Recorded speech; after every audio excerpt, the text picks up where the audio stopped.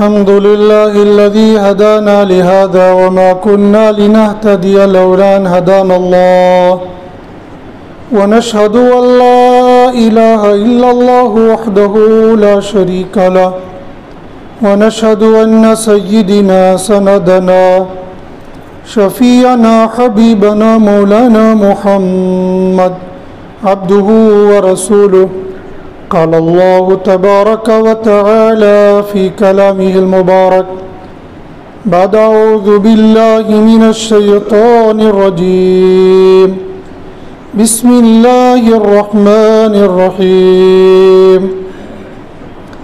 ثم أتبع سببا حتى إذا بلغ مطلع الشمس وجدها تطلع على قوم لم نجعل لهم من دونها سترا كذلك وقد أحطنا بما لديه خبرا ثم أتبع سببا حتى إذا بلغ بين السدين وجد من دونهما قوما لا يكادون يفقهون قولا قالوا يا ذا القرنين إن يأجوج ومأجوج مفسدون في الأرض فهل نجعل لك خرجا على أن تجعل بيننا وبينهم سدا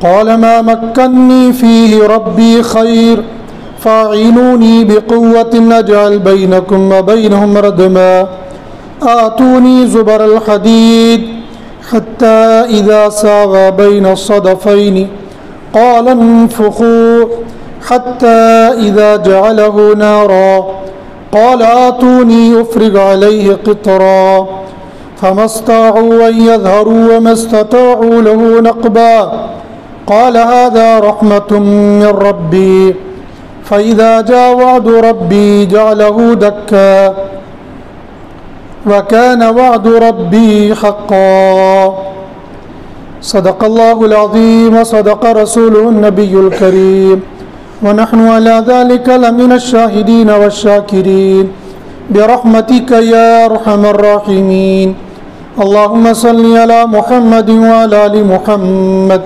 كما صليت على إبراهيم وعلى آل إبراهيم إنك حميد مجيد اللهم بارك على محمد وعلى آل محمد كما باركت على إبراهيم وعلى آل إبراهيم إنك حميد مجيد يا رب صل وسلم دائما أبدا على حبيبك خير الخلق كلهم يا رب صل وسلم دائما أبدا على حبيبك خير الخلق كلهم يا رب صل وسلم دائما أبدا على حبيبك خير الخلق كلهم بھائیو، بزرگوں، دوستو، میرے ہم سفر نوجوان ساتھیوں، حضرت ذوالقرنین رحمۃ اللہ علیہ رحمتوں واسعہ کا واقعہ جو قرآن کریم نے بیان کیا ہے، اس واقعے میں قرآن نے خود فرمایا منہ ذکرا، وہ باتیں جو تمہارے لیے ضروری ہے اور جن میں تمہارے لیے نصیحت ہے، وہ باتیں اللہ پاک بیان فرما رہے ہیں۔ پورا من و عن قصہ بیان نہیں کیا جا رہا ہے، مگر جو قصہ بیان کیا جا رہا ہے وہ قصہ بھی میرے اور آپ کے لیے اور قیامت تک آنے والے انسانوں کے لیے عبرت ہے، راہ ہدایت ہے اور راہ نجات ہے۔ قرآن نے بیان کیا فاتبع سببا، وہ ایک راستے پر چل دیا، حتی اذا بلغ مغرب الشمس، پہلے قرآن نے بیان کیا ڈوبنے کا، چلا وہ یہاں تک کہ پہنچا وہ جہاں سورج ڈوب جاتا ہے۔ دن شروع ہوتا ہے سورج کے نکلنے سے اور ڈوبنے سے دن ختم ہو جاتا ہے، دنیا کا نظام ٹھپ ہو جاتا ہے۔ اللہ نے ایسا کیوں کیا؟ شروع کو چھوڑ دیا، اینڈ کو بیان کیا۔ اصل جواب یہ ہے کہ اللہ اللہ ہے، جو چاہیں گے وہ بیان کریں گے، جیسے چاہیں گے ویسے بیان کریں گے۔ انسان کی یہ ہمت اور طاقت نہیں ہے کہ وہ یہ پوچھے کہ قرآن میں ایسا کیوں آیا، یہ کیوں کرتا ہے یا کافر یا یہودی۔ مسلمان کا کام ہے سمعنا واطعنا، ہم نے سن لیا اور اطاعت کر لی، سمجھ میں آئے تو اور سمجھ میں نہ آئے تو۔ دونوں صورتوں میں بندے کا، ایمان والے کا، مسلمان کا کام ہے گردن کو جھکا لینا جب قرآن اور حدیث اس کے سامنے آ جائے۔ حضرت نبی کریم صلی اللہ علیہ وسلم قیامت تک آنے والے حالات کو جب صحابہ کرام کے سامنے بیان کرتے تھے تو صحابہ کرام نے کبھی نہیں یہ کہا کہ ایسا کیوں ہوگا، ایسا پوچھتے ایسا کیسے ہوگا، کیسے ممکن ہے، لیکن کیوں ہے یہ اللہ کی مرضی ہے۔ تو اللہ نے پہلے مغرب کا تذکرہ کیوں کیا، مشرق کا کیوں نہیں کیا، اللہ بہتر جانتے ہیں، لیکن اشارہ یہ ملتا ہے چونکہ اس صورت کے اندر، اس واقعے کے اندر اصل میں اللہ نے آخرت کو بیان کرنا ہے، اس دنیا کے زوال کو بیان کرنا ہے، اور سورج جب ڈوبتا ہے تو دنیا کا نظام ٹھپ پڑ جاتا ہے۔ ایسے ہی جب قیامت برپا ہو جائے گی دنیا کا سارا نظام درہم و برہم ہو جائے گا۔ ممکن ہے اللہ پاک نے پہلے مغرب کا تذکرہ اس لیے کیا ہوگا، لیکن اصل وجہ تو اللہ جانتے ہیں۔ وہاں پر حضرت ذوالقرنین رحمۃ اللہ علیہ رحمتوں واسعہ نے دیکھا کہ سورج ڈوب رہا ہے پانی کی ایک دلدل میں، فی عین حمیۃ، ایسا جیسا پانی کا کیچڑ ہوتا ہے اس کیچڑ کے اندر یہ سورج ڈوب رہا ہے۔ وہاں پر ایک قوم کو بھی پایا، وہاں پر مراد اس کیچڑ کے اندر نہیں، اس کیچڑ سے ورے، اس کیچڑ سے پہلے اس قوم کو پایا جس قوم کے بارے میں اللہ نے فرمایا یا ذا القرنین، اے ذوالقرنین، اما ان تعذب و اما ان تتخذ فیہم حسنا، چاہو تو ان کو سزا دو اور چاہو تو ان کو معاف کر دو۔ کسی قوم کو اللہ پاک سزا تب تک نہیں دیتے جب تک نہ ان کے اندر کسی ڈرانے والے کو بھیجا، یعنی نبی کو نہ بھیجا۔ معلوم یہ ہوتا ہے کہ اس قوم کے پاس پہلے کوئی نبی آیا تھا جس نے ان کو ڈرایا، اللہ کا، آخرت کا، بعث بعد الموت کا تعارف کروایا، لیکن مانے نہیں، یا پہلے مانے ہوں گے بعد میں نافرمان ہوگے۔ اب جب ذوالقرنین یہاں پر پہنچ گئے تو ذوالقرنین کو اختیار کیا، اما ان تعذب و اما ان تتخذ فیہم حسنا، چاہے ان کو سزا دو، کاٹو مارو قتل کرو جو مرضی وہ کرو، اور چاہے کہ ان کو معاف کر دو۔ اور ظالموں کا حال یہ ہوگا مرنے کے بعد ان کو سزا ملنی ہے، من ظلم فسوف نعذبہ، جو ظلم کرے گا اس دنیا کے اندر نعذبہ، ہم اس کو سزا دیں گے۔ کیسی سزا دیں گے؟ ثم يرد الى ربه فيعذبه عذابا نکرا، ذلیل کرنے والا عذاب ہوگا۔ دنیا کا عذاب تو بہت معمولی عذاب ہوتا ہے، ظالموں کو اللہ پاک دنیا کے اندر بھی سزا دیتے ہیں، لیکن دنیا کی سزا آخرت کی سزا کے مقابلے میں کچھ بھی نہیں ہوتی ہے۔ عام انسانوں کو جو سزا ملتی ہے وہ سمجھ میں نہیں آتی، لیکن جو ظالم ہوتے ہیں، جو جابر ہوتے ہیں، حکمران جو ہوتے ہیں، ان لوگوں کو اللہ پاک سزا دیتے ہیں دنیا کے اندر۔ جیسے دنیا کے اندر ایک بادشاہ گزرا ہے جس کو لوگ ہٹلر کہتے ہیں۔ ہٹلر نے 6 ملین عیسائیوں کو یہودیوں کو قتل کیا تھا اور تھوڑے سے چھوڑ دیے تھے۔ ہٹلر خود عیسائی تھا، یہودیوں کو 6 ملین یہودیوں کو قتل کیا تھا، تھوڑے سے چھوڑ دیے اور کہا یہ چھوڑے سے میں نے اس لیے چھوڑ دیے تاکہ دنیا والوں کو معلوم ہو جائے کتنے بدماش لوگ ہیں، اور یہ تھوڑے سے رہ گئے تھے۔ آج پوری دنیا کے اندر جو بدماشی چل رہی ہے، جتنی دہشت گردی پوری دنیا کے اندر چل رہی ہے، وہ ساری کی ساری اس کے پیچھے پلاننگ ہوتی ہے یہودیوں کی. سارا اسرائیل کرتا ہے، پھر دنیا والوں کے اندر پھیلا دیتا ہے. اور اسرائیل اور امریکہ دونوں چٹے بٹے ہیں. پلاننگ دیتا ہے اسرائیل، استعمال کرتا ہے امریکہ، اس کو اپنے ہتھیار بیچنے ہوتے یہ کرتا ہے. لیکن یہ میں نہیں کہہ رہا ہوں، یہ عیسائیوں کے بڑے ہٹلر نے کہا تھا. اس نے کیوں ایسا کیا تھا؟ ہٹلر مسلمان نہیں تھا، لیکن ہٹلر پر آج تک کسی نے دہشت گردی کا لیبل نہیں لگایا. اس کو کہتے ہیں ہٹلر.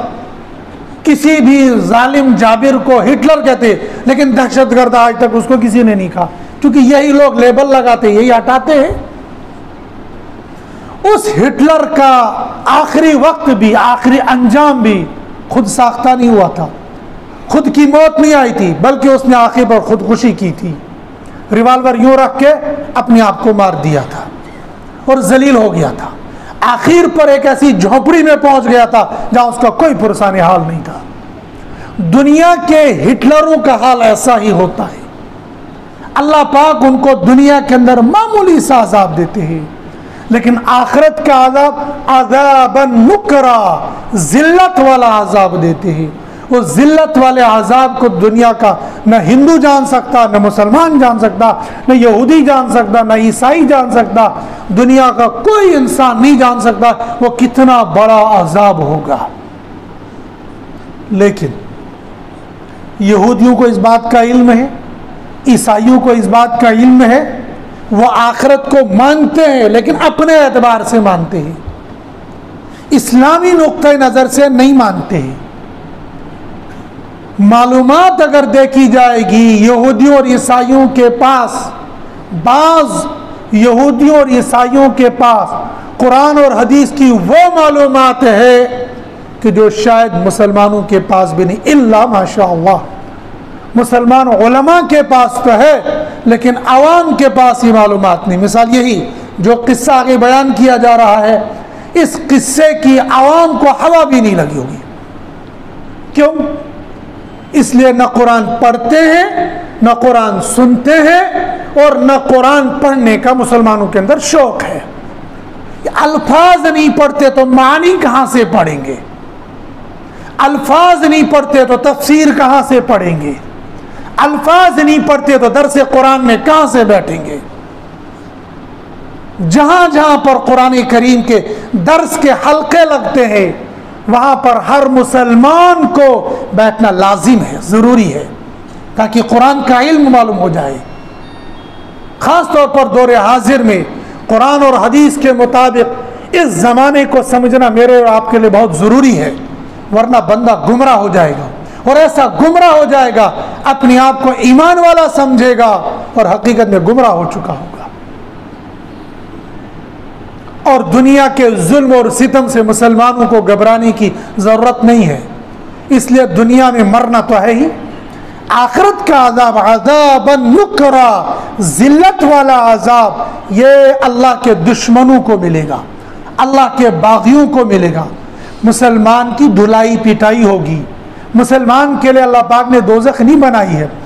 دوزخ تو واشنگ مشین ہے مسلمان کے لیے.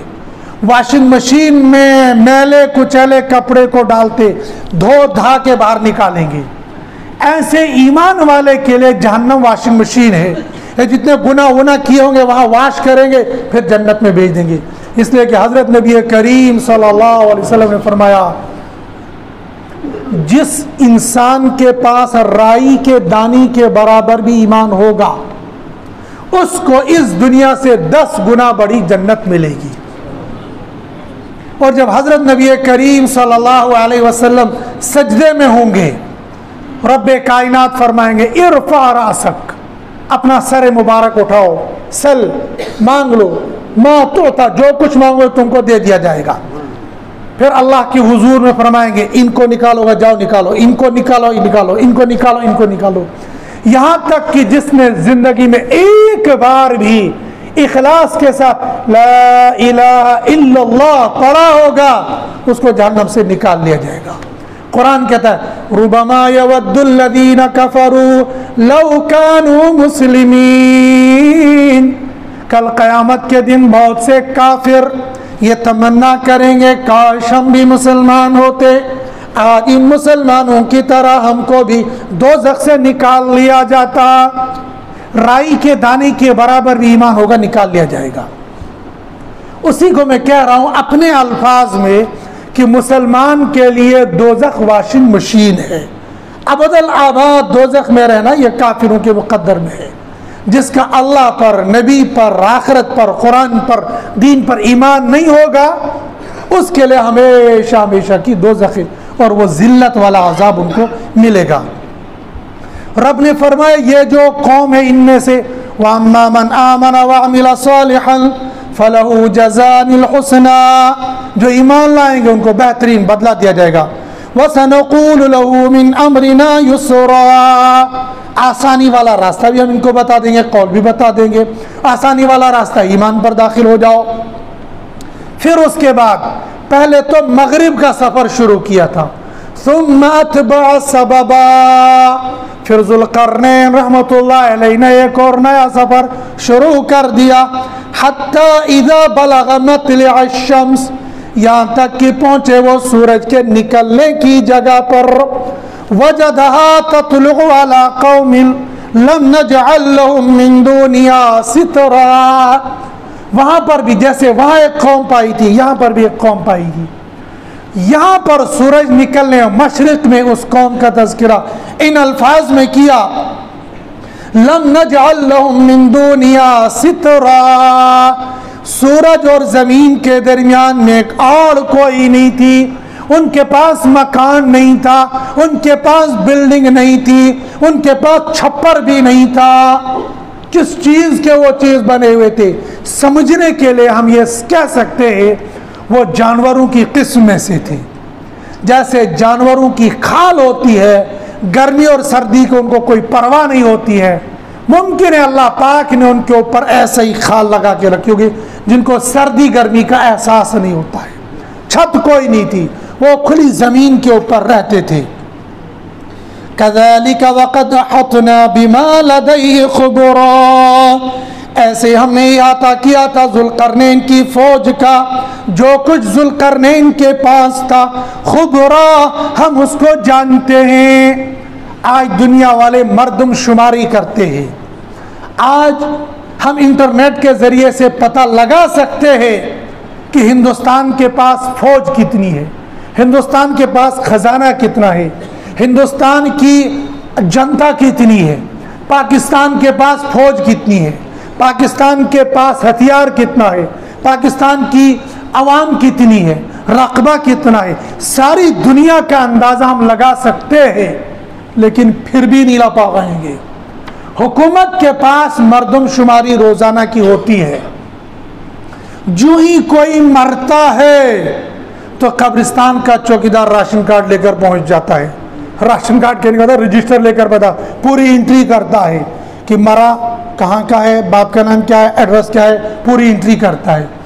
ایسے جب ہسپتال میں بچہ پیدا ہوتا ہے تو اس کی بھی انٹری ہوتی ہے۔ تو یہ جو سرکاری کاغذات ہیں، اس کاغذات کے مطابق تو سرکار کے پاس دن بھر کا ہوتا نہیں ہے، پہنچتا نہیں ہے، لیکن میں فرض کر لیتا ہوں امریکہ جیسا پوری دنیا میں سب سے زیادہ پاورفل کہلانے والا ملک، حالانکہ ہے نہیں، یہ صرف دھوکہ ہے نہیں اس کے پاس پاور، اس بدبخت کے پاس اگر پاور ہوتی تو بغیر کھائے پینے والے جوانوں سے کیا اس طرح سے پٹتا، ساری دنیا کے سامنے ایسا ذلیل ہوا کہ شاید تاریخ میں ایسی ذلت کسی ملک نے نہیں لی ہوگی۔ اور خالی امریکہ تھوڑی ہوا، سارے دین کے دشمن ذلیل اور رسوا ہوئے۔ وہ کہتے ہیں نا جوتے کی ناک پر رسوا کروں گا، سچ مچ میں جوتے کی ناک پر رسوا ہوئے، اس لیے کہ ان کے پاس تسمہ تو تھا نہیں، پھٹے ہوئے جوتے پلاسٹک کے، کبھی ہیں کبھی نہیں ہیں، ساری دنیا میں اللہ نے ذلیل کر دیا۔ لیکن دنیا مانتی ہے امریکہ کو سپر پاور ہے، اور اسرائیل کو دنیا مانتی ہے، اور ٹیکنالوجی کی روشنی میں اگر دیکھیں گے تو ہے ان کے پاس ایسی ٹیکنالوجی۔ یہ جو میں بول رہا ہوں اس وقت یہ بول بھی ان کے پاس پہنچ رہے ہیں. ہم یہ سمجھتے ہیں کیا غیر بہتن چکات کارن دنیا, یہ میری اور آپ کی محدود سوچ ہے. جو کوئی جہاں کوئی بولتا ہے یہ سارا ان کے پاس ریکارڈ پہنچتا ہے. یہ جو موبائل سامنے رکھا نا, اس موبائل کے اندر ابھی جو کرونا آیا تھا, کرونا کی ویکسین میں دنیا میں مشہور ہو گیا. اس ویکسین کے نتیجے میں تمہیں چپ لگائی جائے گی اور اندر ایسی چپ فٹ کر دی جائے گی, ساری خبریں جو سوچو گے, جو بولو گے, جو کرو گے, سب ان کے پاس ڈاٹا پہنچ جائے گا. اور کوئی بعید از قیاس نہیں ہے, ممکن ہے. اس موبائل کے ذریعے سے ساری ریکارڈنگ ان کے پاس پہنچتی. یہ جو کیمرہ ہوتا ہے نا, اس کیمرے کے اندر سوئچ آف کرنے کے باوجود یہ کیمرہ ریکارڈنگ کرتا ہے, لیکن یہ مجھے اور آپ کو نہیں پتہ چلے گا. یہ اس کو پتہ چلتا ہے جس نے یہ بنایا ہے, اور اس نے سارے فنکشن اس کے اندر رکھے ہیں. اتنی ترقی یافتہ قوم ہونے کے باوجود جس کے اندر جو ہنر ہے اس کا اعتراف کیے بغیر انسان کو نہیں رہنا چاہیے. جو غلطی ہے وہ اپنی جگہ پر, جو ہنر ہے وہ اپنی جگہ پر. ہنروں کا ادراک ہوگا, علم ہوگا, تب نہ انسان بچ پائے گا, تب نہ انسان کوئی تدبیر کر پائے گا. جب پتہ ہی نہیں ہوگا میرا دشمن کتنا طاقتور ہے تو تیاری کیا کرے گا. یہ ٹیکنالوجی ان کے پاس ضرور ہے, لیکن اس ٹیکنالوجی کے باوجود بھی یومیہ مردم شماری ان کے پاس نہیں پہنچ سکتی ہے. اس لیے گاؤں دیہات بھی تو ہیں. گاؤں دیہات کے اندر کوئی رجسٹر نہیں ہے, کہاں بچہ پیدا ہو گیا, کون مر گیا, کتنے مرے, کتنے پیدا ہو گئے, کوئی خبر نہیں رکھ سکتا ہے. لیکن لوگ کہتے ہیں کہ خبر رکھتے ہیں. قرآن نے کہا ذوالقرنین کے پاس فوج کتنی تھی, بما لدیہ خبرا, اللہ کو علم ہے. ذوالقرنین کے پاس آلات کتنے تھے, اللہ کو خبر ہے. ذوالقرنین کے پاس طاقت کتنی تھی, اللہ کو خبر ہے. اور سچ مچ میں ساری دنیا کا علم صرف اللہ کے پاس ہے, دنیا والوں کے پاس نہیں ہے. بندے کے پاس اپنے گھر کا علم نہیں ہوتا ہے. بندے سے, ہر بندے سے پوچھو جو مرد گھر کی ہر چیز لاتا ہے, اس سے پوچھو تمہارے گھر کے اندر پلیٹیں کتنی ہیں, نہیں بتا پائے گا. عورت جس کا واسطہ پڑتا ہے پلیٹوں سے, اس کو پوچھو تمہارے گھر میں پلیٹیں کتنی, نہیں بتا پائے گی. اور گلاس کتنے, نہیں بتا پائے گی. گھر کی چیزوں کا علم نہیں ہوتا ہے تو سارے ملکوں کا اور اپنے ملک کا علم من و عن کوئی دنیا کا انسان نہیں رکھ سکتا ہے. لیکن اللہ فرماتے ہیں بما لدیہ خبرا, جو کچھ ذوالقرنین کے پاس تھا اس کا علم اللہ کے پاس موجود تھا. اس طاقت کے بعد پھر رب فرماتے ہیں پہلے مغرب کی طرف گئے, پھر مشرق کی طرف گئے, پھر رب العالمین فرماتے ہیں دونوں جانبوں سے پھر نکل گئے. ثم اتبع سببا, پھر ایک اور راستے پر چل پڑے. بعض مفسرین نے کہا شمال اور جنوب دونوں طرف چل پڑے, لیکن اکثر مفسرین کی رائے ہے کہ شمال کی طرف چلے تھے. اور شمال کی طرف چلتے چلتے کہاں پر پہنچ گئے تھے, حتی اذا بلغ بین السدین وجد من دونہما قوما لا یکادون یفقہون قولا. جیسے مغرب میں ایک قوم کو پایا تھا, مشرق میں ایک قوم کو پایا تھا, پھر جب شمال کی طرف پڑ گئے تو وہاں پر بھی ایک قوم کو پایا. وہ قوم کون سی تھی, وجد من دونہما, ان دونوں کے علاوہ ایک اور قوم تھی. لا یکادون یفقہون قولا, ممکن نہیں تھا کہ ذوالقرنین اس قوم کی بات کو سمجھ سکتا. زبان ہی الگ تھی. کون سی زبان تھی, قرآن خاموش ہے, کون سی زبان تھی نہیں معلوم ہے. حتیٰ کہ کوئی ترجمان بھی نہیں تھا, لیکن اشارات اور کنایات سے یا ذوالقرنین نے بعد میں ترجمان منگا لیا تھا, تو اس ترجمان کے ذریعے سے ان کے اور حضرت ذوالقرنین کے درمیان میں بات چیت ہوئی. اس بات چیت میں انہوں نے کیا کہا اور ذوالقرنین نے کیا کیا, وہ اصل واقعہ.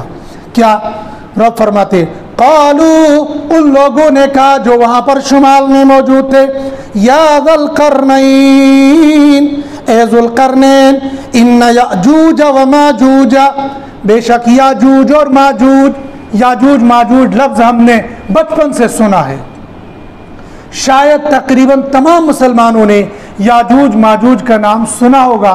इल्ला माशा अल्लाह। याजूज माजूज कौन है, कहाँ पर रहते हैं? अभी कुरान ये कह रहा है इन लोगों ने कहा जो यहाँ पर रहते थे, इन्होंने कहा याजूज व माजूज मुफसिदून फिल अर्दी, ये दुनिया के अंदर ज़मीन के अंदर फसाद फैलाते हैं। फ़हल नजअलु लका खर्जा अला अन तजअल बैनना व बैनहुम सद्दा, क्या आप इस बात पर राज़ी हो? आप तो बादशाह हो, हम आपको खिराज टैक्स देते हैं, शर्त ये होगी आप हमारे और याजूज माजूज के दरमियान में कोई आड़ बना दो जिससे वो लोग इधर नहीं आएंगे और हमारी ज़मीनों को बर्बाद न करेंगे। ये याजूज माजूज कौन सी कौम है, कहाँ पर हैं, अभी जिंदा हैं, मर चुके हैं, क्या हैं? अहादीस मुबारका के अंदर याजूज माजूज की तफसील है, लेकिन कुरान करीम की तफसीर बाज़ उलमा ने, बाज़ मुफस्सिरीन ने बस मोटी मोटी बातें बयान कर दी और आगे चल दी है, लेकिन बाज़ मुफस्सिरीन ने इसमें बहुत तफसील बयान की है। कुर्तुबी मुफस्सिर, और उन्हें बहुत लंबी चौड़ी तफसीर बयान की इसकी। इब्ने कसीर ने अल बिदाया व निहाया में बड़ी तफसील इसकी बयान की है, लेकिन आखिर पर सारी तफसील बयान करने के बाद हर मुअर्रिख और हर मुफस्सिर ये कहता है हमने जो लिखा है ये तारीख़ी रिवायात है, असल हकीकत से अल्लाह बेहतर जानते हैं। याजूज माजूज कौम, ये तो हदीस से साबित है, यह इंसानी मखलूक में से एक मखलूक है और हज़रत नूह अलैहिस्सलातु वस्सलाम के 3 बेटे थे, उनमें से याफिस बेटे की ये नस्ल है। कहाँ रहते हैं ये? अक्सर जुमहूर मुफस्सिर गए हैं ये शुमाल में रहते हैं, और शुमाल में रहते हैं बाज़ ने कहा है ये कि रूस के किनारे पर रहते हैं, लेकिन बाज़ ने कहा कि तुर्क के किनारे पर रहते हैं। लेकिन मुअर्रिखीन की जो मशहूर रिवायत है उसमें है कि ये चीन के बैक साइड में है, और जो तारीख़ी किताबें हम पढ़ते हैं उन तारीख़ी किताबों के अंदर लिखा है कि सद्दे सिकंदरी ये चीन में है। लेकिन अल्लामा अनवर शाह कश्मीरी रहमतुल्लाह अलैह ने चीन की दीवार का इनकार किया है कि ये चीन की दीवार यहाँ पर मुराद नहीं है जो ज़ुल्क़रनैन आगे दीवार देंगे। अक्सर मुफस्सिरीन, अल्लामा अनवर शाह कश्मीरी रहमतुल्लाह अलैह ने फरमाया है कि ये रूस के हिस्से में है, और दीगर मुफस्सिरीन अल्लामा बग़वी रहमतुल्लाह अलैह ने लिखा है कि ना ये तुर्क के सरहद के पार है, और तुर्क में जो तुर्की लोग हैं वो इन याजूज माजूज के किस्म है।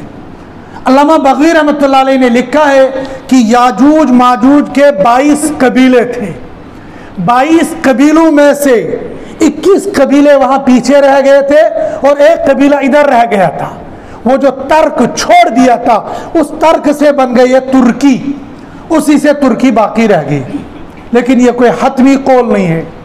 मुफ्ती शफी साहब पाकिस्तानी रहमतुल्लाह अलैह मारिफुल कुरान के अंदर उन्होंने लिखा है कि ये वो कौम नहीं है, इसलिए कि जो खसलतें याजूज माजूज की कुरान ने बयान की है वो तुर्कों के अंदर नहीं है, और मौजूदा दौर में तुर्क तो मुसलमान हैं। बाज़ मुफस्सिरीन ने लिखा है वो जो पहले ज़माने में तातारी आए थे वो तातारी ही याजूज माजूज थे, लेकिन ये बात सही नहीं है, मुफस्सिरीन ने इसको ख़त्म किया है। ये बातें मैं इसलिए अर्ज़ कर रहा हूँ कि जवानों से ख़ास तौर पर और पूरी उम्मत मुस्लिमा से उमूमी तौर पर मेरी ये गुजारिश है कि इन वाक़यात को ज़रूर पढ़ना चाहिए। हयात ईसा को, याजूज माजूज को, खुरूज दज्जाल को, ज़ुहूर महदी को, ये 4 बातें एक साथ चलनी है। खुरूज दज्जाल, ज़ुहूर महदी और नुज़ूल ईसा और खुरूज याजूज माजूज, ये 4 बातें एक साथ चलनी है, और 4 बातें एक साथ चलने के साथ साथ उम्मत को इसके बारे में मुकम्मल मालूमात होनी चाहिए। हज़रत नबी करीम सल्लल्लाहु अलैहि वसल्लम ने फरमाया कि हर नबी ने अपनी उम्मत को फितने दज्जाल से डराया है, और मैं भी तुमको फितने दज्जाल से डराता हूँ। इंशाअल्लाह रमज़ान के बाद दज्जाल से मुताल्लिक़ पूरी तफसील बयान की जाएगी, लेकिन चूँकि उस दज्जाल का तज़किरा इसके साथ आता है لیکن اگلا جمعہ چھوڑ کر رمضان آئے گا، اگلے جمعے کو انشاءاللہ رمضان سے متعلق ہم گفتگو سنیں گے، رمضان ہمیں کیسے گزارنا چاہیے، اور پورا رمضان سے متعلق۔ رمضان کے بعد انشاءاللہ دجال سے متعلق پوری گفتگو ہم سنیں گے۔ ضمناً میں یہاں عرض کر رہا ہوں کہ یہ جو یاجوج ماجوج نکلیں گے، دجال بھی ان کے ساتھ اسی زمانے میں، امام مہدی بھی اسی کے زمانے میں، حضرت عیسیٰ بھی انہی کے زمانے میں، لیکن حضرت عیسیٰ ان تینوں پر غالب ہوں گے۔ حضرت مہدی تو مسلمان، یہ تو بادشاہ ہوں گے، ان کے گزرنے کے بعد حضرت عیسیٰ علیہ السلام اور حیات رہیں گے، 40 سال حیات رہیں گے، اور دجال کو حضرت عیسیٰ قتل کریں گے۔ اسی زمانے میں یاجوج ماجوج بھی نکلیں گے۔ فی الحال یہ یاجوج ماجوج کہاں پر ہے، صحیح علم تو اللہ کو ہے، اس لیے کہ جیسے فرعون، ایک فرعون وہ ہے جس کا تذکرہ قرآن میں ہے، لیکن مصر کے ہر بادشاہ کا لقب ہوتا تھا فرعون۔ اب کون سا فرعون، بہت ساری باتیں آ جاتی ہیں، ایسے ذوالقرنین یہ بادشاہوں کا لقب ہوتا تھا اس زمانے کے اندر۔ جیسے جب کوئی ظالم بادشاہ ہوتا ہے تو لوگ کہتے ہیں یہ ہٹلر ہے، تو ایسے ذوالقرنین بھی کئی بادشاہ گزرے ہیں، اور ایک ذوالقرنین الیگزینڈر جو بادشاہ گزرا ہے، بہت بڑا بادشاہ گزرا ہے۔ بعض نے کہا یہ ذوالقرنین وہی الیگزینڈر تھا، لیکن یہ صحیح نہیں ہے، اس لیے کہ یہ ذوالقرنین یہ مسلمان تھا، وہ الیگزینڈر جو ہماری تاریخ کے اندر ہم بعض سکول بھی اس کے نام سے مشہور ہے، وہ مسلمان نہیں تھا، وہ تو عیسائی تھا۔ یہ ذوالقرنین بادشاہ جن نے پوری دنیا پر حکومت کی ہے، اور یہ سد سکندر انہوں نے کہاں پر لگائی ہے واللہ اعلم۔ لیکن یہ جو قوم تھی، اس قوم نے کہا کہ موسم بہار میں یہ لوگ یہاں سے نکلتے ہیں اور پھر ہماری نسلوں کو برباد کر دیتے ہیں، اور بعض مفسرین نے لکھا ہے کہ یہ ان کو کھا جاتے تھے، انسانوں کو کھاتے تھے۔ اور امام بغوی نے اپنی تفسیر کے اندر لکھا ہے کہ آج بھی ان یاجوج ماجوج کے درمیان میں جب کوئی مرتا ہے تو مر کر اس کو دفن نہیں کرتے، جلاتے نہیں ہے، بلکہ اس بندے کو کھا جاتے ہیں یہ۔ اور ایسی قومیں ایسے بھی اس دنیا کے اندر بھی موجود ہے جو اپنے مرنے والے کو کھا جاتے ہیں، تو یاجوج ماجوج بھی کھا جاتے ہیں۔ اور عمروں کے حساب سے اللہ پاک نے ان کو عمر اتنی دی ہے۔ کعب احبار رضی اللہ تعالیٰ عنہ کی روایت ہے کہ جب ان کی نسل میں 1000 بندہ پیدا ہو جاتا ہے، ایک آدمی کی نسل سے 1000 بندہ پیدا ہو جاتا ہے، اور وہ 1000 کے 1000 جوان ہو جاتے ہیں، اس کے بعد ان کا باپ مرتا ہے، اور پھر مرنے کے بعد پھر نہ دفن ہوتا نہ جلاتے، بلکہ یہ کھا جاتے ہیں۔ اب ہیں کتنے یہ؟ حضرت نبی کریم صلی اللہ علیہ وسلم نے فرمایا کل قیامت میں جب جہنم میں جانے کا فیصلہ ہوگا، ایک انسانوں میں سے ہوگا اور 999 ان یاجوج ماجوج میں سے ہوں گے۔ 1000 کو جب ایک جتھے میں دوزخ میں ڈالا جائے گا، ایک ان انسانوں میں سے ہوگا اور 999 یاجوج ماجوج میں سے ہوں گے۔ کتنی ان کی تعداد ہے واللہ اعلم بالصواب۔ ہیں کیسے؟ اتنے لمبے تڑنگے، ان کی 3 قسمیں بیان کی ہے۔ ایک قسم ان کی یہ بیان کی ہے کہ جو ان میں سے سب سے چھوٹے ہیں وہ ہے 120 ہاتھ لمبے، 120 ہاتھ 120 ہاتھ یہ لمبے ہیں۔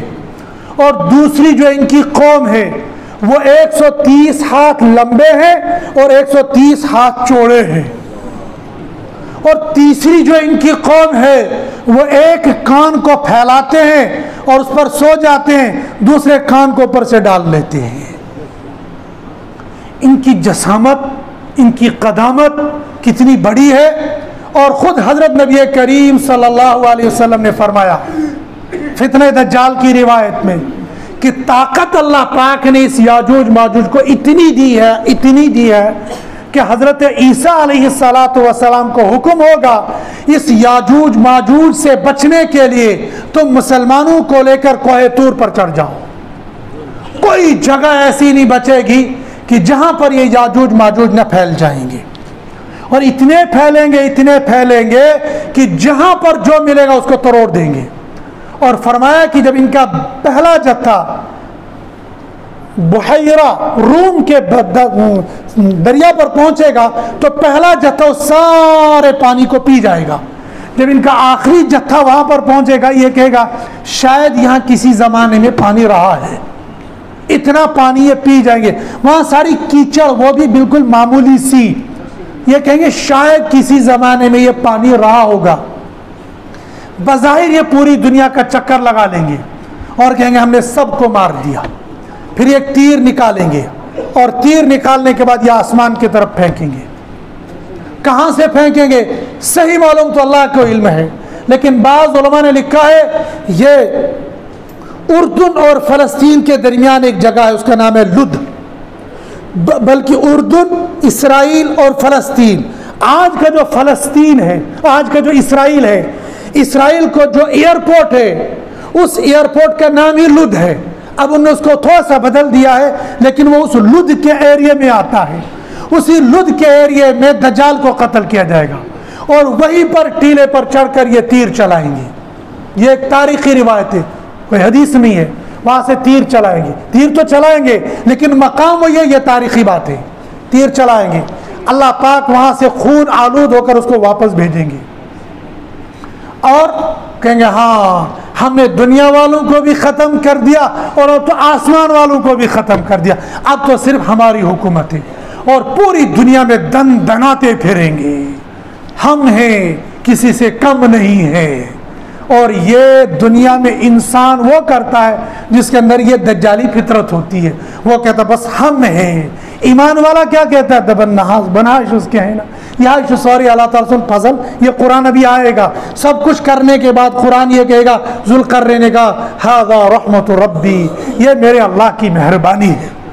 یہ پوری دنیا میں جب دن دنائیں گے پھر حضرت عیسیٰ علیہ السلام اور مسلمان دعا کریں گے باری تعالیٰ ان سے نجات دے دو. پھر اللہ پاک ان کی دعا کو قبول کریں گے اور ان کی گردن پر ایک پھنسی نکلے گی. جیسے ہمارے اس زمانے کے اندر یہاں بغل میں ایک پھنسی نکلتی ہے، کشمیری میں کہتے ہیں کسبروڑ، تو وہ پھنسی نکلتی ہے اور بعض لوگوں کی وہ پھنسی اتنی خطرناک ہو جاتی ہے وہ جان لیوا ہوتی ہے. پرانے زمانے کے اندر یہ والی پھنسی بڑی خطرناک مانی جاتی تھی، اس سے انسان مر جاتا تھا. تو ایسی پھنسی ان کو یہاں گردن پر نکلے گی. وہ اتنی پھیل جائے گی دڑام دڑام دڑام جیسے ایٹم بم ان پر گرے گا، وہ سارے ختم ہو جائیں گے اور ان کی لاشیں دنیا کے اندر پھیل جائیں گی. اتنی پھیلیں گی کہ ایک پرندہ جب چلنے لگ جائے گا اب وہ نیچے اترنا زمین پر چاہے گا، وہ کہیں اس کو زمین کی ایک بالشت جگہ نہیں ملے گی جہاں پر وہ اترتا. بلاخیر وہ اوپر چلتے چلتے چلتے چلتے تھک جائے گا اور جب وہ مر کر گرے گا تو کسی لاش پر گرے گا. پوری روئے زمین لاشوں سے بھری پڑی ہوگی. پھر حضرت عیسیٰ علیہ السلام دعا کریں گے باری تعالیٰ ان بدبختوں سے اب تو نجات دے دیں. پھر اللہ پاک بارش برسائیں گے. وہ بارش اتنی برسے گی گلی کوچوں میں سب میں، اور اللہ پاک فرشتوں کو بھیجیں گے ان کی لاشوں کو اٹھائیں گے. کہاں ڈالیں گے نہیں معلوم. حدیث کے اندر یہ تو ہے کہ ان کی لاشوں کو اٹھایا جائے گا. ڈالیں گے کہاں حدیث یہ بتاتی ہے واللہ عالم، اللہ بہتر جانتے ان کو ڈالیں گے کہاں. پھر اتنی بارش ہوگی کہ روئے زمین بالکل دھل جائے گی. جیسے گندگی کو دھونے کے لیے ہم مشین لگاتے ہیں، واٹر ٹینک لاتے ہیں، دھوتے ہیں، ایسے بارش سے روئے زمین دھل جائے گی. پھر اللہ پاک کا ارشاد ہوگا زمین اپنے خزانوں کو نکال دے. پھر روئے زمین اپنے خزانوں کو نکالے گی. کتنا خزانہ ہوگا؟ اتنی پیداوار ہوگی، اتنا خزانہ ہوگا کہ ایک انار جب بندہ کھائے گا تو ایک انار ایک قبیلے کے لیے پورا ہو جائے گا، اور انار کا چھلکا ایک قبیلے کے لیے پورے چھت کا کام دے دے گا. اتنی پیداوار ہوگی، اور ایک بکری کا دودھ پورے قبیلے کے لیے کافی ہو جائے گا. 40 سال ایسے گزر جائیں گے، لوگ شیر و شکر ہو جائیں گے. کسی سے کوئی جھگڑا نہیں، کوئی دشمنی نہیں، کوئی کچھ نہیں، امن سکون شانتی پوری دنیا کے اندر. صرف اور صرف اسلامی نظام ہوگا. حضرت عیسیٰ علیہ السلام کی حکومت ہوگی. اس کے بعد قیامت برپا ہوگی. لیکن ذوالقرنین نے کیا کیا تھا اس کو موٹا موٹا ہم ترجمے کے ساتھ سمجھتے ہیں. ان لوگوں نے کہا آپ ہم سے ٹیکس لے لو, آپ دیوار بنا دو. حضرت ذوالقرنین رحمۃ اللہ علیہ نے کہا نہ, مجھے تمہارے ٹیکس کی ضرورت نہیں. یہاں پر اشارہ ہے, یہ لوگ کہہ سکتے تھے آپ کے پاس حکومت ہے, طاقت ہے, تیر برساؤ ان کو ختم کرو. کہا نہ, یہ دنیا دار الاسباب ہے, دعا کے ساتھ ساتھ اسباب اختیار کرو. ہم یا تو کلی طور پر اسباب اختیار کرتے نہیں, اور یا کہ دبنہاز دعا کروں دنیا کے حالات کیسے بدلیں, خود سوتے رہو اور کچھ لوگ دعا کرتے رہیں گے اللہ نظام بدلے. ایسا نہیں ہو سکتا. جب تک نہ بدلنے کا ارادہ کرو گے, ان اللہ لا یغیر بقوم, اللہ تعالیٰ کسی قوم کے حالات کو نہیں بدلتے جب تک وہ خود بدلنے کا ارادہ نہ کر لیں گے. ہم کہتے ہیں بناس دعا کرو تو چو نیک لو تو بوئز خدا. اللہ تعالیٰ نیکوں کو سنتے ہیں لیکن خالص نیکیوں کے نیکوں کی سنیں گے ایسا نہیں ہے, سب کی اللہ پاک سنتے ہیں. لہذا اسباب اختیار کرنے کے لیے اس قوم کا یہ جملہ ہے کہ حضرت ذوالقرنین سے کہا آپ دیوار بنا دو, ہمارے درمیان ان کے درمیان ہم آپ کو خراج دے دیں گے. ذوالقرنین نے کہا نہ, قال ما مکنی فی ربی خیر, جو کچھ مجھے میرے اللہ نے دیا ہے وہ بہتر ہے تمہارے مال سے, ہاں البتہ کچھ تم بھی کرو کچھ میں کروں گا. کیا؟ فاعینونی بقوت, مزدوری کر کے میرا تعاون کرو. کیسی کام کرنا ہے؟ اجعل بینکم و بینہم ردما, میں تمہارے اور ان کے درمیان میں ایک دیوار بناؤں گا. آتونی زبر الحدید, تم میرے پاس لوہے کے تختے لاؤ, ایسا جیسے ہم شٹرنگ کہیں گے اس زمانے کے اندر. شٹرنگ لوہے کی بھی ہوتی ہے لکڑی کی بھی ہوتی ہے. حضرت ذوالقرنین کو کہا تم شٹرنگ لاؤ, لوہے کے پتے لاؤ. معلوم ہی ہوتا ہے یہ وہ جنگل تھا جہاں باقی اسباب تو تھے لیکن لوہے کے پتے نہیں تھے, اس لیے کہا دور سے جاؤ, مال میں دوں گا تم یہ لے کر آؤ. چنانچہ وہ انہوں نے لائے. حتی اذا ساوا بین الصدفین, یہاں تک کہ جب برابر ہو گئے دونوں دیوار. وہ کیسا تھا, وہ جگہ کیسے تھی شہریوں کا سمجھ میں نہیں آئے گی, پہاڑیوں کو سمجھ آئے گی. پہاڑ سے مراد جو پہاڑی علاقے میں رہتے ہیں. کبھی ہوتا ہے ننگا پہاڑ, ایک پہاڑ وہ ہوتا ہے جس میں درخت ہوتے ہیں دیودار کائل وغیرہ وغیرہ, ایک پہاڑ ہوتا ہے بالکل یہ ننگا پہاڑ, اس پر بندہ چڑھ نہیں سکتا ہے. ان کے دونوں طرف سے بلکہ تین طرف سے یہ ننگے پہاڑ تھے. ایک جگہ سے یہ آتے تھے, جہاں سے یہ آتے تھے وہاں پر سد سکندری شروع ہو گئی. اور حضرت ذوالقرنین رحمۃ اللہ علیہ رحمتوں واسعہ نے یہ کیا کہ لاؤ میرے پاس یہ ساری چیزیں, تانبا بھی تھا, پیتل بھی تھا, لوہا بھی تھا, لکڑی بھی تھی اور کوئلہ بھی تھا. یہ سارا تانبا اور پیتل اس کو پگھلا کر رکھا ایک ڈرم کے اندر, جیسے تارکول اس زمانے کے اندر پگھلا کر رکھتے.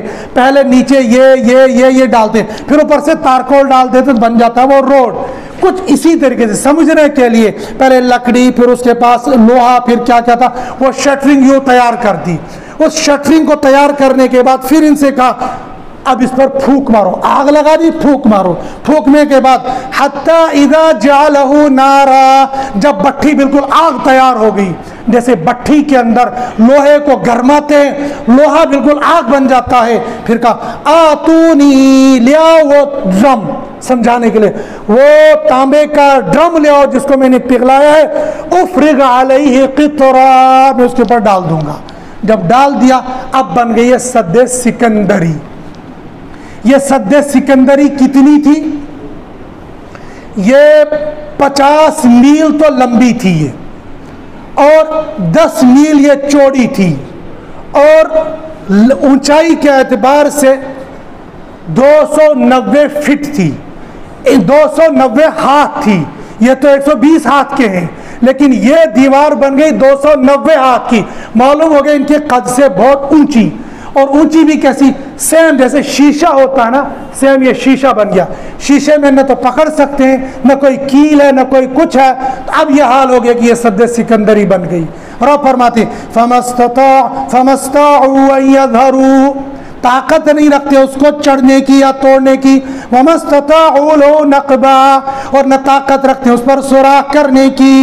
پھر فرمایا ذوالقرنین نے ھذا رحمت من ربی, یہ جو میں نے کارنامہ انجام دیا یہ میرا کمال نہیں ہے. ھذا رحمت من ربی, یہ میرے رب کی رحمت ہے. فاذا جاء وعد ربی حقا دکا, پس جب اللہ کا حکم آ جائے گا یہ دکا ریزہ ریزہ ہو جائے گا. حضرت حفصہ رضی اللہ تعالیٰ امہات المومنین فرماتی ہیں حضرت نبی کریم صلی اللہ علیہ وسلم سو رہے تھے، اچانک جاگ اٹھے اور زبان مبارک سے جاری تھا لا الہ الا اللہ ویل للعرب من شر قد اقترب فتح اليوم من ردم یاجوج و ماجوج مثل هذا وحلق تسعین. یوں اللہ کے نبی صلی اللہ علیہ وسلم یوں ہاتھ کیا، فرمایا عرب کے لیے بربادی ہو، آج صد سکندری سے اتنا سوراخ ہو گیا. کیا واقعی سوراخ ہو گیا ہے یا کمزور ہوگی یا زمانہ قریب آ گیا؟ واللہ عالم. تمام محدثین اس کی تشریح میں کہتے ہیں نہیں معلوم واقعی اتنا سوراخ ہو گیا ہے یا اتنی کمزور ہو گئی ہے یا زمانہ اتنا قریب آ گیا ہے. بہرحال کچھ بھی آخر پر حدیث کے اندر ہی آتا ہے. حضرت ابو ہریرہ رضی اللہ عنہ راوی ہے، ترمذی نسائی ابن ماجہ میں یہ روایت موجود ہے، فرماتے ہیں کہ یہ لوگ روزانہ آتے ہیں اس دیوار کے پاس، اس پر مکے مارتے، جو کچھ ان سے ہو سکتا ہے توڑنے کی کوشش کرتے ہیں، اور شام کے وقت میں ان کو ایسا لگتا ہے کہ اب ہم قریب پہنچ گئے توڑنے کے. پھر ان کا لیڈر کہتا ہے چھوڑ دو کل آئیں گے. پھر دوسرے دن آتے ہیں، وہاں دیکھتے ہیں دیوار پھر ویسی ہے. پھر روزانہ روزانہ روزانہ یہاں تک کہ جس دن اللہ پاک نے اس دیوار کو توڑنا ہوگا شام کو یہ لوگ کہیں گے کل انشاءاللہ آ کر ہم اس کو توڑ دیں گے. تو اللہ پاک یہ لفظ انشاءاللہ ان کی زبان سے کہنے کے سے یہ لاج رکھیں گے کہ یہ دیوار جہاں پر تھی یہی رک جائے گی. اب جب دوسرے دن آئیں گے اور دوسرے دن آ کر اس کو دیوار کو توڑ دیں گے پھر یہ باہر نکلیں گے، پھر وہ سارا فساد پھیلائیں گے. یہ وہ عظیم فتنہ ہوگا دنیا کے اندر جس سے بچنا انسانوں کے لیے بہت مشکل ہوگا. لیکن یہ قیامت سے ریلیٹو ہے اور حالات بالکل اس کی طرف جا رہے ہیں کہ حضرت مہدی کا ظہور ہوگا، نزول عیسیٰ ہوگا، یہ دجال کا ظہور ہوگا، یہ یاجوج ماجوج نکلیں گے. حالات پوری دنیا کے اندر بن رہے ہیں. علامات قیامت مفتی شفیع صاحب رحمۃ اللہ علیہ کی ہے اور دیگر علماء نے بھی علامات قیامت سے کتابیں لکھی ہیں، ان کو ضرور پڑھنا چاہیے تاکہ ہمیں معلوم ہو جائے، نہ تو دل کے اندر کدورت آ جائے، کدورت سے مطلب بزدلی، اور نہ یہ کہ انسان بے خبر رہے. حالات سے باخبر رہنا ہر مسلمان کے لیے ضروری ہے، اور حالات سے مقابلے کے لیے بھی تیار رہنا یہ بھی ضروری ہے. اور سب سے بہترین بات یہ ہم مسلمان ہیں، زندہ رہیں گے تو ہم کامیاب، مر گئے تو کامیاب. اور موت کے بارے میں ہمارا ایمان ہے اذا جاء اجلهم لا يستأخرون ساعة ولا يستقدمون. موت ایک سیکنڈ پہلے نہیں آئے گی، ایک سیکنڈ بعد میں نہیں آئے گی. لیکن اللہ نے یہ نہیں کہا تم ہاتھ باندھ کر یوں بیٹھ جاؤ اور کہو بزدلوں کی طرح ایک تھپڑ آؤ دوسرا تھپڑ بھی مار. یہ عیسائیوں کا طریقہ ہے. مسلمانوں کا طریقہ کیا ہے؟ مسلمان وَإِنْ عَاقَبْتُمْ فَعَاقِبُوا بِمِثْلِ مَا عُوقِبْتُمْ. ایک مکہ مارو گے تم بھی ایک مکہ مارو، ایک آنکھ نکالے گا تم بھی ایک آنکھ نکال دو. یہ بزدلوں کی طرح یہ زندہ ایسا رہنا یہ قرآن اور حدیث کی تعلیم یہ نہیں ہے. لیکن اس روشنی میں جو قرآن حدیث نے ہمیں بتایا ظلم کسی پر نہیں کرنا، زیادتی بھی نہیں کرنی. ظلم کہتے اقدام کرنے کو، اور زیادتی کہتے اس نے ایک تھپڑ مارا تھا تم دو تھپڑ مارے ہو، کس جرم میں بھائی؟ اس نے تو ایک ہی مارا تھا. لیکن تم بدلہ لے سکتے ہو اتنا جتنا اس نے تم کو مارا ہے. اسلامی تعلیمات، اسلامی نظریات سے جب ایمان والا واقف ہوگا پھر نہ ظلم کرے گا نہ زیادتی کرے گا. میری گزارش ہے عمومی طور پر ہر مسلمان سے اور خصوصی طور پر تمام نوجوانوں سے ضرور قرآن حدیث کا مطالعہ بھی کرو کسی عالم کی نگرانی میں، اور جہاں پر درس قرآن ہو درس حدیث ہو ضرور بیٹھا کرو، قرآن کا مطالعہ کرو، حدیث کا مطالعہ کرو، تاکہ ہم لوگ نیک صالح بن کر زندگی گزاریں گے. اللہ پاک مجھے آپ کو عمل کرنے کی توفیق نصیب فرمائے. وآخر الدعوانا الحمد للہ رب العالمین. نعرہ تکبیر، نعرہ تکبیر.